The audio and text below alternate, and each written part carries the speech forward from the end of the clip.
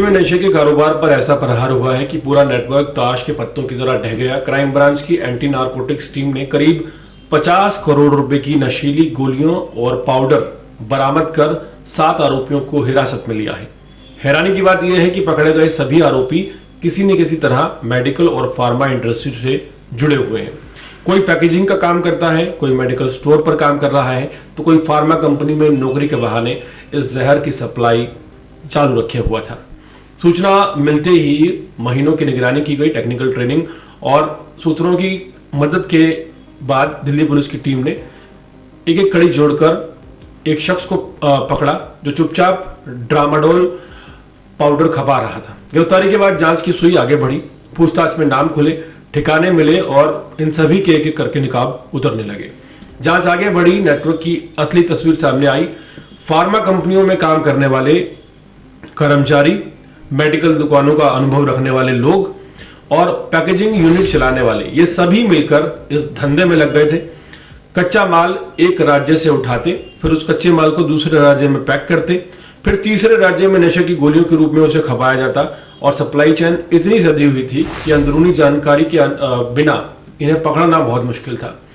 Delhi police की team ने दिल्ली से लेकर हरियाणा, उत्तर प्रदेश, हिमाचल और उत्तराखंड तक छापे मारे।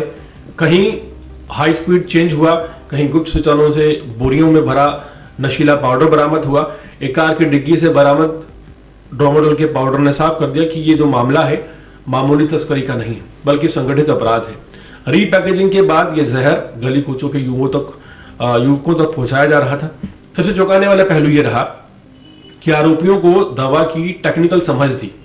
कौन सी गोली कैसे बनती है, किस पाउडर की मांग ज्यादा है और कैसे बिना पर्ची के बाजार में उतारनी है, यानी कि इलाज का ज्ञान रखने वाले ही इस जहर को बांटने में जुटे थे।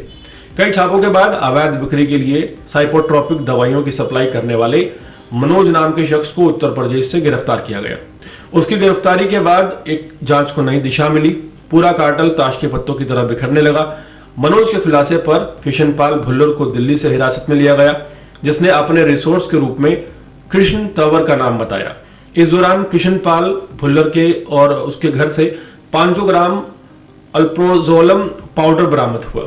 लगातार पूछताछ में किशनपाल और उसके जो रिसोर्स हैं उसके बीच निरंतर कांटेक्ट बना हुआ था।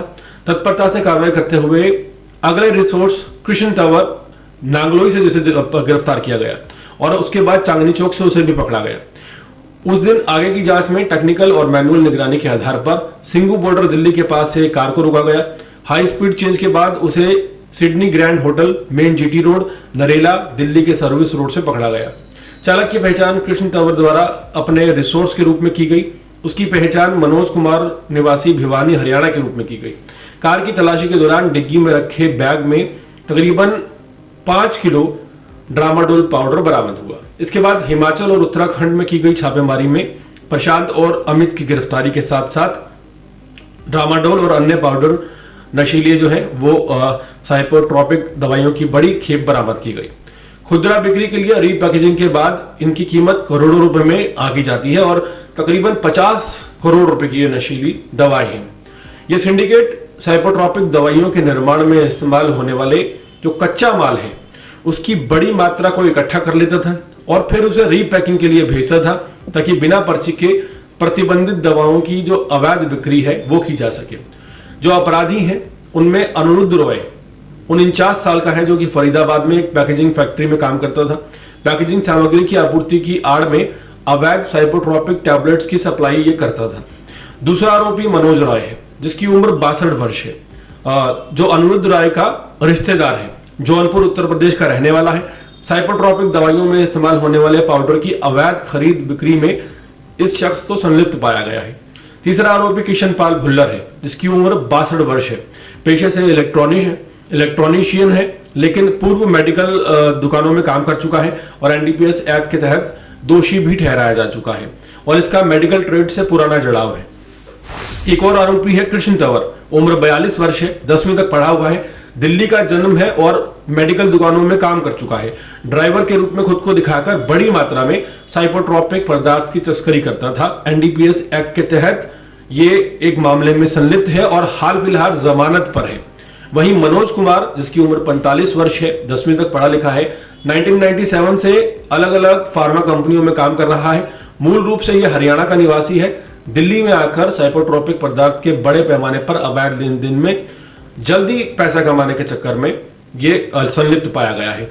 पार्षद उम्र 33 वर्ष, मूल रूप से उत्तर प्रदेश का निवासी, हिमाचल प्रदेश में एक फार्मा कंपनी में कार्यरत था।